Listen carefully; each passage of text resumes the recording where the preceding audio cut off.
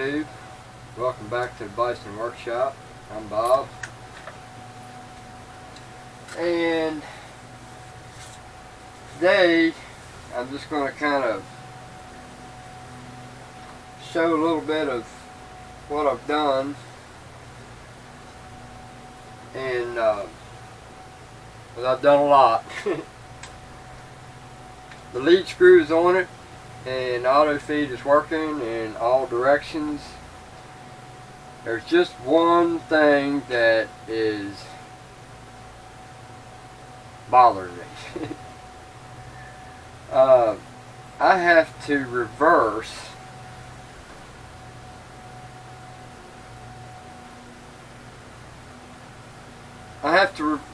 let me see how this goes. It's different than the Atlas. On the Atlas, forward reverse is towards the chuck, and the cross feed should be towards the center. That's a forward. Well, if you put the lever down, the cross feed will go towards the chuck or towards the head in forward, but the cross feed is backwards. So I'm not understanding why that is, because forward should be on the cross feed towards the center, and coming back would be reversed. But in order to get the cross feed to go in forward, I have to change the lever. So that means that if I want to go to facing, I got to stop the lathe completely to get it in gear, because I don't feel comfortable switching them gears while it's running. That's pretty violent on them gears, considering the fact that they're spinning pretty fast and I don't want to knock no teeth off. So it's not a good idea to change them gears while you're turning. So that's a little hiccup that's going to be hard for me to get used to and aggravating, because you always have to turn and face pretty much in the same motion. So you want that to go as smooth as possible. So I'll show you what I've done. I figured out a way to keep my shelf. Basically, I just redesigned it, because it used to come out here straight, or no, it didn't. This side was catty corner, or 45 or 30 or whatever that is, and this side here went straight over and straight back. Well, I just cut this area out right here. I didn't have enough of this to go all the way. That's not all that big a deal. I can just put some black paint on that, or maybe find some more of this and finish it. Of course, my hose will have to come out of there, but anyway, I like the tool holder up here. So I got my chucks down there and a place for the 3-jaw. I've got my piece of wood that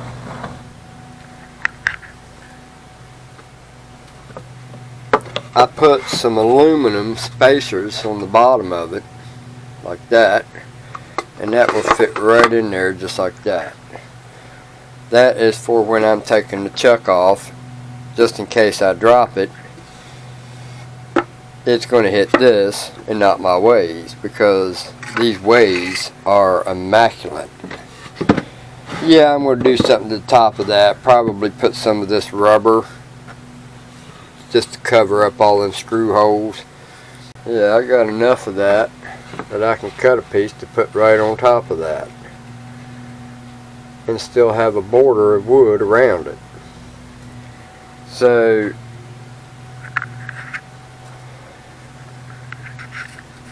I also put my pin right here So now this cannot go in reverse. It can only go forward.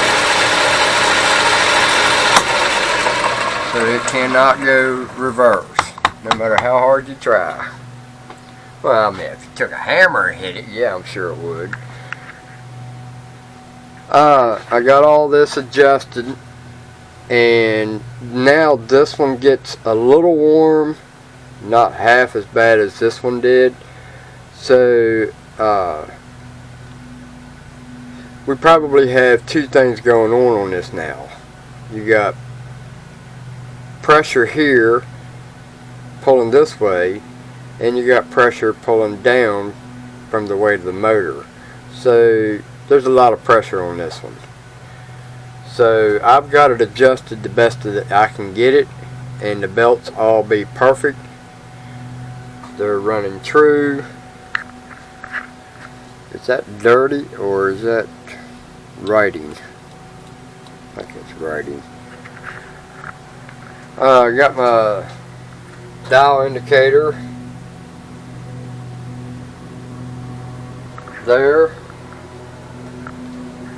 and we're going to start this up, and I'll show you what I'm talking about.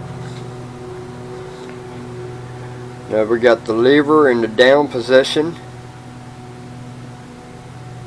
so trying to think of a place to put you guys where you can see everything. I'll put you on the table, that table.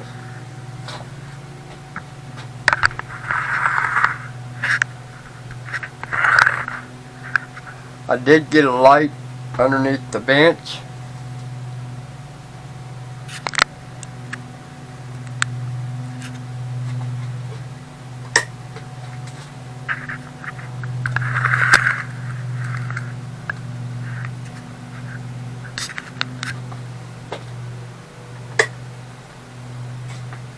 Alright, so now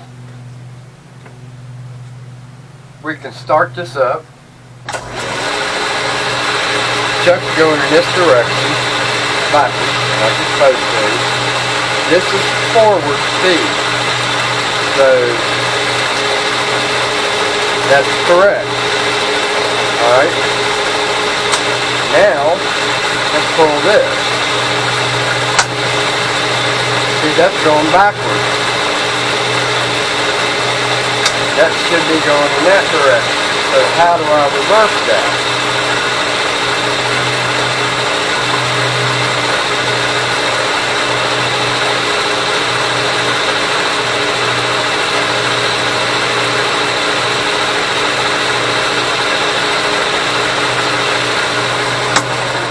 So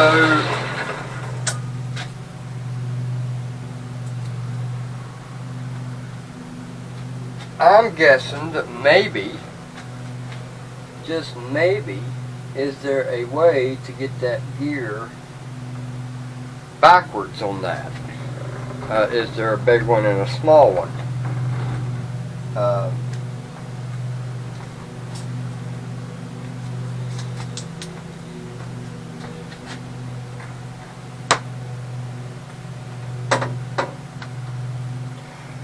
I'm pretty sure I got that perfect. I do need to tighten those down. Yeah, I had to double the time getting that lead screw to work correct every time I tighten these down, and now I get ready to find out if it's still going to work right.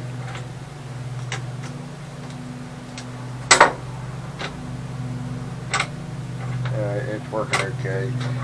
Now let's go on up here, because before I couldn't get this thing to disengage, and so I took this loose, these 4 bolts, slid this to where this here was hanging off the ways, and then I took that square piece that these 4 bolts go into, and I just reversed it. Apparently they're a little offset, so you can get that plate backwards that has that half nut, the 2 pins that turns. into a taper. So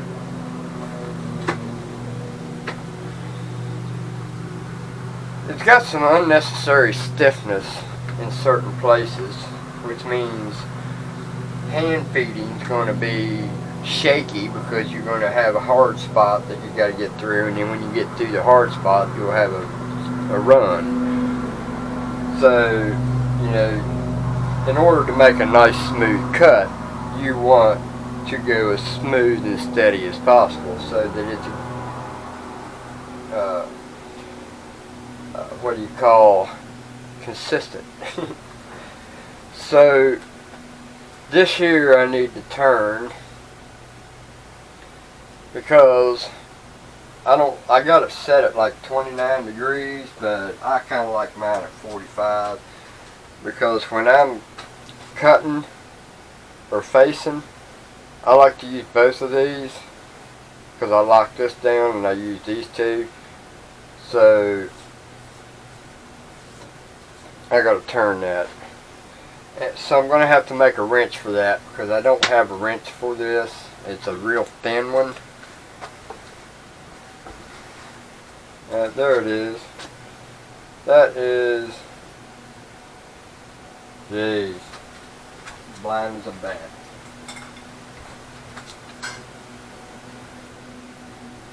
(9/16) thin. So we'll loosen that.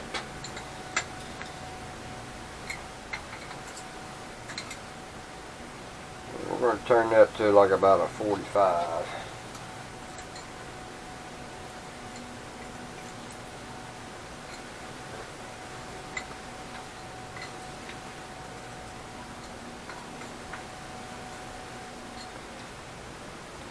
Oh, I wanted to show this also,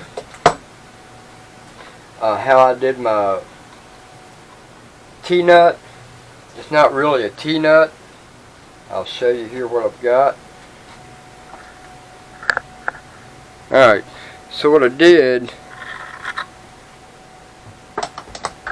is I just found a piece of stock, and I'll take that out and show you what I did.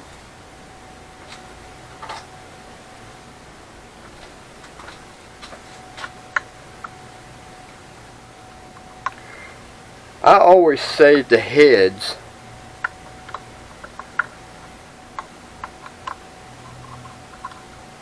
off of every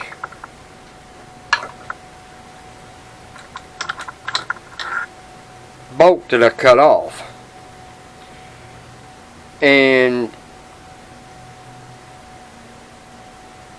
what I did, I just took a piece of flat bar that fit in there close. It's not perfect, but it's not going to come off in either direction. So I just put that in there, and I'll just tighten that up, and then I'll tighten up the set screws. Now if you notice, the set screw heads are lower than the compound, so there's no danger of those set screws hitting the bottom of this.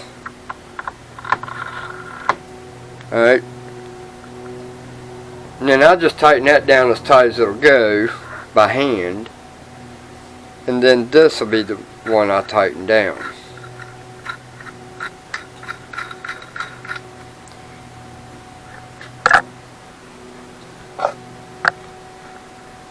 And I always have a ratchet sitting here with that size socket to put that in place.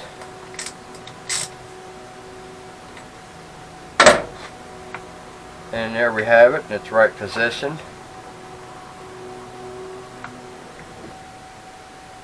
They just hit something again, man. Did y'all hear that?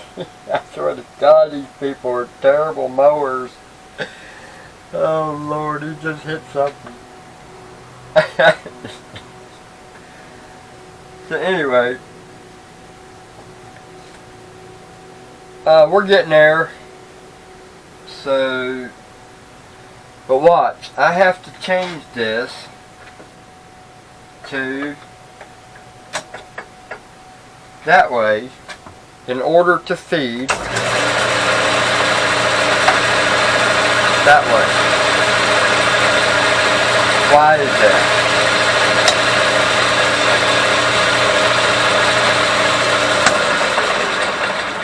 I want this one to be reversed. So I need to figure out how to reverse that. And I hope I don't have to take that saddle back off. Guess I'm going to have to. Or the skirt. That's the only thing I see wrong with this, is the fact that this feeds backwards. See, I want this to be down.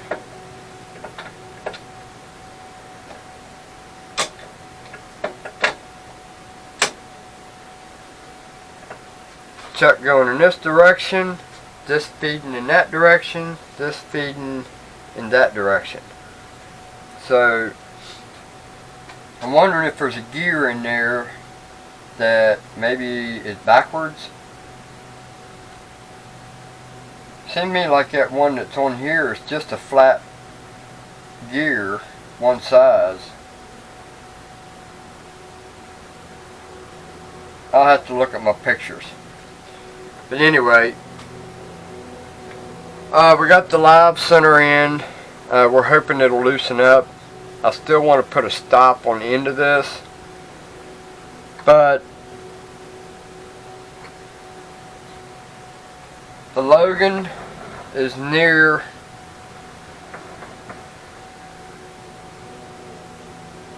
and that all fits together just perfect. The wrenches are in the right place where I don't have to take them off, and that can go right up in there against that, up out of the way if I need room here.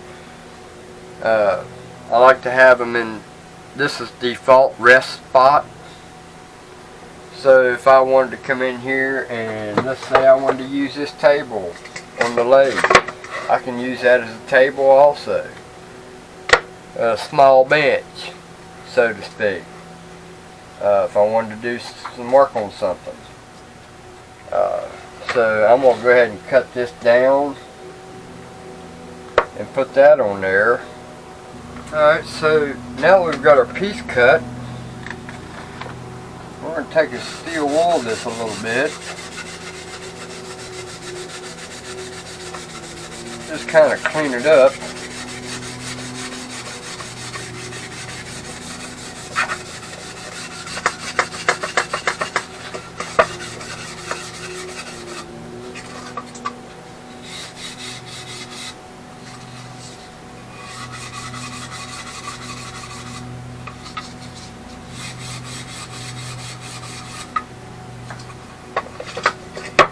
Alright, then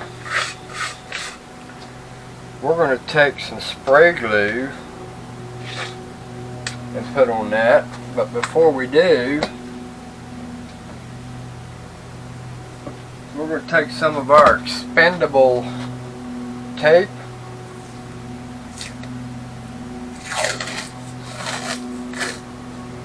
it basically ain't worth a crap. And we're just gonna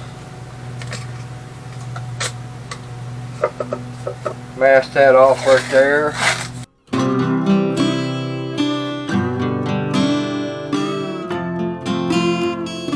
We're gonna use 3M Super 77 multi-purpose adhesive, if I got enough. And we're gonna spray this surface, and we're going to spray the back of this surface, and then we're going to wait for them to get really tacky, and once they start getting tacky, you ain't getting this off.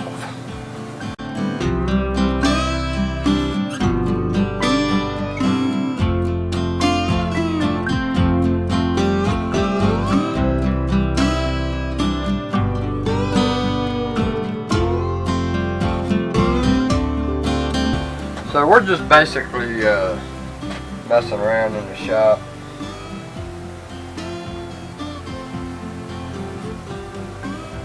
It's starting to get a little tacky. Not tacky enough. And that'll make a nice little table and bench for the lathe. And it can be set off out of the way. It's a protector for the chuck. So many reasons that this can be a good thing. So that'll be a nice little upgrade. We're going to call it the Bison upgrade.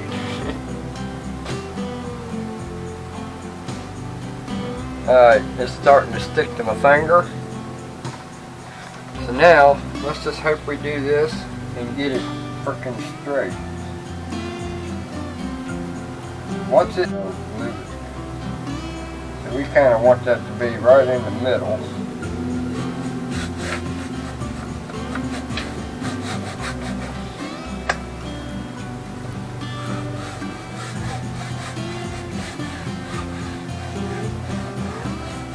These people you gotta watch, make sure they don't bust your windshield in your vehicle, because they don't know how to put chutes down when they go around your vehicle. So I'm gonna go out there and check that out and yell at some people if I have to.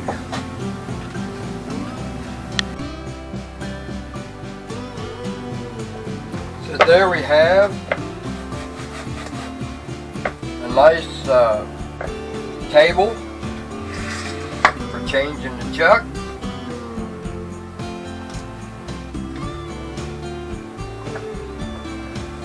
So anyway, that's the upgraded bench. I also plan to show you here. Let me get this other tripod out of the way.